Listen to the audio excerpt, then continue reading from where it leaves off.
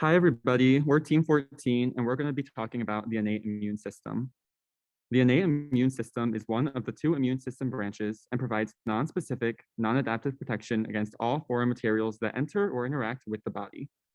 All of the components of this system are present at birth and remain throughout the span of a lifetime. Innate immunity is the first line of defense the body has against pathogens. It can begin working within minutes and offers the same general defense against everything. The innate immune system has several anatomical mechanisms of defense against antigens, one of which is physical barriers. Physical barriers include things like epithelial tight junctions, mucus, saliva, and stomach acid, and act by preventing foreign objects from interacting with infectable tissue by blocking access to them or transporting materials out of the body. Another mechanism of the innate immune system is the microbiota. The microbiota is the diverse group of microorganisms that live within our body and help prevent infection by competing with pathogens for available nutrients and blocking available binding sites that some pathogens need to enter tissues within the body. The innate immune system also has several families of cells that are vital to the general defense provided. Some of these cells include mast cells, macrophages, basophils, neutrophils, eosinophils, monocytes, and natural killer cells. We will discuss the specific functions of these cells later in the video, but in general, they are responsible for the detection, digestion, or destruction of pathogens. Both the adaptive and the innate immune system play a vital role in the body's overall immune response. However, they're significantly different. As mentioned, the innate immune system is already present in the body and is the first line of germ defense with physical barriers such as the skin and mucus. It has a broad and non-specific response and fights any foreign invader. In contrast, the adaptive immune system is made up of the lymphatic system, including the lymph nodes and spleen. It has a specific response through antibodies that bind to and inactivate pathogens. This system has a relatively slow response in terms of days and weeks, while the innate immune system has a rapid, fast-acting response. Both of the branches of the immune system also differ in terms of composition. The innate immune system is composed of physical and chemical barriers and various cells such as neutrophils and macrophages. The adaptive immune system contains B and T cells which create antibodies, and this system also has a long-term memory and can remember specific pathogens that it has encountered before, while the innate immune system has no memory when exposed to the same pathogen. Overall, both systems are needed and serve as a defense against infections and other harmful invaders, but we'll be touching on the innate immune system. The complement system is a group of 30 plasma proteins that complement the innate and adaptive immune response. These proteins are enzyme precursors, which when acted on become enzymes themselves, initiating a chain reaction. One function of this cascade is to opsonize foreign cells, which is like tagging the cell to be destroyed by phagocytes. This starts with the protein C3 being cleaved into C3A and C3b. C3b is the opsonin and plants itself on the cell membrane of the target cell. C3a recruits inflammatory cells, and down the line, C9 pokes holes in the membrane of the target. If you're like, wow, this is so interesting, please tell me all of the nitty-gritty details of how this cascade works. The mechanism is shown on the diagram to the right. So the end result is always the same.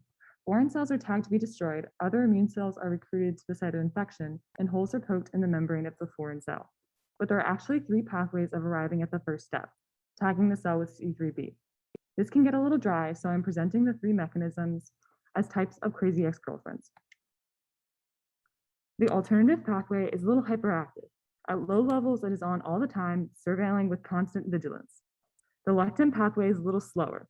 It needs mannose binding lectin to fix itself to the surface. So this girl, she'll take a few days to gather the squad and then launch an attack. The classical pathway is the slowest because it works in conjunction with antibodies.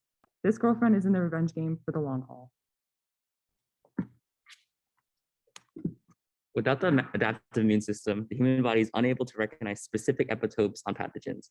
However, neutrophils and macrophages have PRRs, or pattern recognition receptors, which can recognize common lipoproteins, strands of DNA and RNA, and proteoglycans. 2 important PRRs to mention are complement receptors 3 and 4, which are present on many phagocytes and bind C3b, which was mentioned in the previous slides. After binding C3b, a phagocyte can engulf the pathogen through opsonization, which is similar to phagocytosis, except it requires an opsonin as an intermediary, such as C3b or antibodies. Next up, we have mast cells, which are granulated tissue-fixed effector cells. These cells are located in almost all tissues of the body and are mainly found in mucosa and connective tissue. Mast cells consist of a receptor and granules, in which these granules contain cytokines, agents involved in the inflammatory response. Such cytokines include heparin, serotonin, and histamine. When immunoglobulin E or IgE is bound to IgE receptor, these granules are secreted into the matrix, which induces downstream inflammatory responses. Because of this, mast cells have the ability to detect triggers of stress or danger and release mediators in response. As mentioned before, mast cells are activated to elicit response to stress or injury. Anything from mechanical trauma to ischemia causes IgE to bind to IgE receptor and causes protein interleukin 33 or IL-33 to bind to IL-1RACP. This causes an intrinsic pathway to release cytokines, chemokines, and lipid mediators, which results in the inflammatory response. In terms of inflammation, mast cells are just one step in the many steps of inflammation. When someone is exposed to death or danger-associated molecular patterns, DAMPs, or pathogen-associated molecular patterns, PAMPs, inflammatory cytokines cause mast cells to release histamine. This causes itching, vasodilation, and bronchoconstriction. In addition to phagocytosis, macrophages can also contribute to the inflammation response, much like mast cells. When activated, macrophages can secrete cytokines, which contribute to the inflammatory response. Interleukin-1 beta and TNF alpha can dilate the local vasculature to increase its permeability and allow cytokines, fluid, and other immune cells to get to the site of inflammation. Macrophages also secrete the chemokine IL-8, which attracts neutrophils, and another important cytokine secreted by macrophages is IL-6, which contributes to fever symptoms. This diagram shows the mechanism of extravasation. The secretion of cytokines by macrophages mentioned in the previous slides induces extravasation. Once at the site of inflammation, neutrophils secrete IL-8 to create a positive feedback loop. Here are some effector functions of neutrophils. An activated neutrophil can degranulate themselves to release their contents into the interstitial fluid to attack pathogens. These granules contain enzymes to break down pathogen structures, peroxidases to generate toxic reactive oxygen species, and gelatinase in the tertiary stage, which can sequester bacterial iron to inhibit their growth. In netosis, neutrophils swell and burst, releasing decondensed DNA, histones, and proteases to trap pathogens. Next up, we have natural killer cells. These are a type of large granulocytic lymphocyte. Briefly, they are able to control tumoral growth through a process called negative recognition. NK cells are always bound to an accessory cell, which is the cell that they monitor to see if that cell is healthy or not. And briefly, the cytokines are used to kill the accessory cell, and these are always suppressed until major histocompatibility complex, or MHC, class 1, fails to be expressed by the accessory cell. So a little more in depth with natural killer cell activation. Again, this process happens through a thing called negative recognition, which is activated when killer inhibitory receptor fails to bind MHC antigens. And so it's able to do a couple things. Number one, detect viral or malignant cells through the decreased expression of MHC antigens, and also recognize healthy cells. And this is through killer cell immunoglobulin-like receptor, or KIR, and CD94-NKG2A inhibitory receptor recognizes MHC class 1. And so when typically normal cell fails to express MHC class 1 molecule, that causes the natural killer cell's inhibitory response to itself be inhibited, allowing for excitosis of its granules and able to kill unhealthy cells by secreting perforin and granzymes to induce lysis or apoptosis. Immune system disorders occur when your immune system doesn't work the way it should. So individuals with primary or acquired immune deficiency are at risk for various diseases. This is when an individual is born with a weak immune system or when they acquire a disease that weakens it.